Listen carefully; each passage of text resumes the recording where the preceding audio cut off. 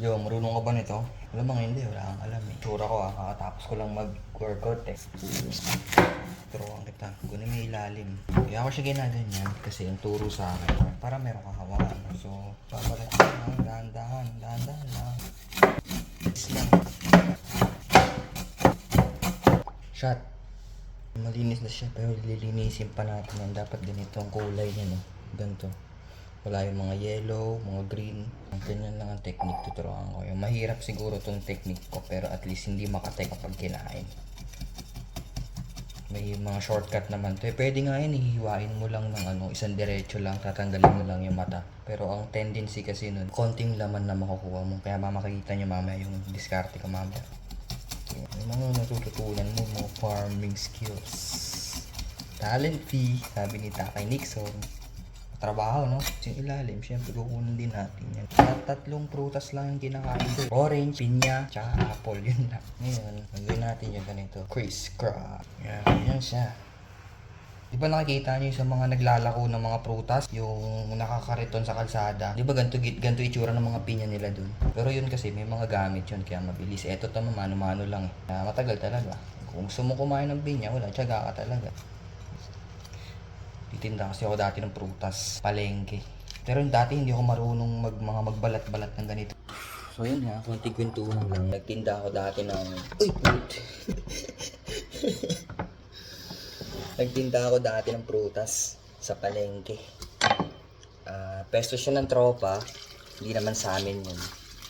Nagtinda ako dati ng prutas sa palengke. Bata pa ako noon, mga 11, 12 lang ako noon. Although trip-trip lang naman, hindi naman masyado seryoso. Yung mga tinda nila, pinya, apple, orange, saging, langka, dragon fruit, mangga. At nung pandemic, nagtinda din kami ng mga prutas. Pero hindi naman ako nagbabalat. Believer lang ako noon. Yung mga tinda namin prutas noon dati. Alam niyo ba yung marang, durian, mangga, dragon fruit, lansones. Yan yung mga tinitinda namin nung pandemic. Yan yung sideline namin ng pandemic. Tapos doon ako nag-umpisang magluto maggumawa ng leche flan. Una, sablay, hindi masarap. Hanggang sa katagalan, ayun, nakukuha ko na yung timpla. May isang weekend nun, kasi every weekend lang ako nagpapa-order kasi pag gumawa ako ng leche flan, talaga matrabaho.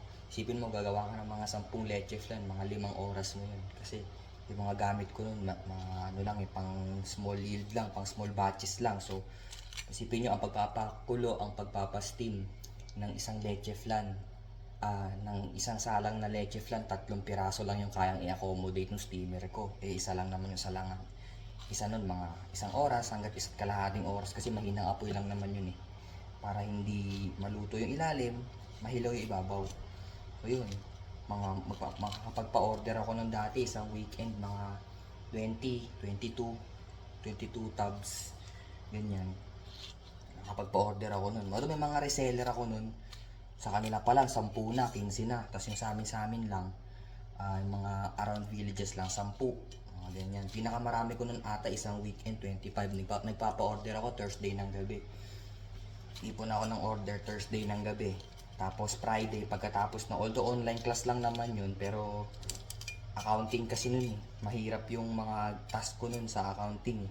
Talagang tututukan mo rin ng pansin kasi mag-journal entry ka, magbabala, gagawa kang financial statements, mga ganun. Mga simplihan lang naman, madidali lang naman ng mga ano. Pero yun nga, abutin ka rin talaga ng siyam-siyam bago mo matapos. Ayos na to. Kita nyo ba? Ang last step dyan is take off the crown. Bam! Ito na yung malinis nyo na pinya. Nagkakatas to. So, kayo na lang bahala maghiwa dyan. Ako hindi ko na tinatanggal yung gitna. Pero iba gusto ko tinatanggal yung gitna. Kasi yung gitna nito, yan yung bilog niya, matigas yan. So, ako hindi ko na tinatanggal yung diretsuhan na. Kasi, so yan, natin yung sa ganyan. Bam! Iba naglalagay ng asin. Ako ayoko asin. Pangit. Para sa akin gusto nyo, pineapple chunks, pineapple tidbits, kayo na bahala dun. Kung gusto nyo ganyan, kagatin nyo, okay lang yan eh. Sa akin, ito disente na itong ganito kalaki. Tikman natin. Matamis, pero may hint ng asim. Light yellow pa siya. Pero pag katagalan yan, lagay nyo sa rep, tatamis na yan. Ayaw na pag malamig. Yun lang gusto ko sa mga prutas, dapat malamig. Chilled, sa madaling sabi. Pwede yung juice to eh. Ayoko na, may blender pa ako eh. Ano lang magbanat ng pineapple.